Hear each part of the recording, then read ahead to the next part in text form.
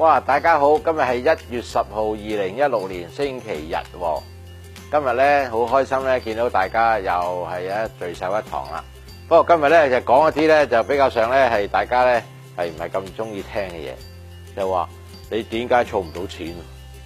嗱，你唔好牙刷，你以為你自己一定儲到咩？你諗下，你喺10年前有冇定下一個目標話儲到幾多錢？今時今日你要儲到幾多啊？嗱，歸根究底咧，有幾個儲唔到錢嘅原因嘅。第一，根本就冇儲過；第二，喂，你而家儲啊，抑或退休嗰陣時先至儲；第三，你有冇健康可以俾你繼續咁樣一路咧係去儲錢咧？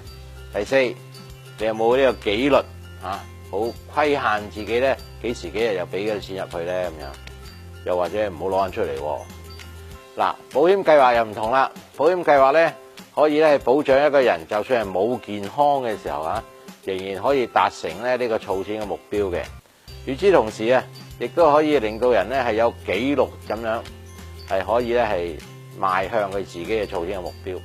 所以我哋嘅儲錢嘅方法咧係唔同平時銀行啊，又或者咩零存整付啊，又或者咩每個月供股票啊咁樣嘅方法係完全唔同嘅。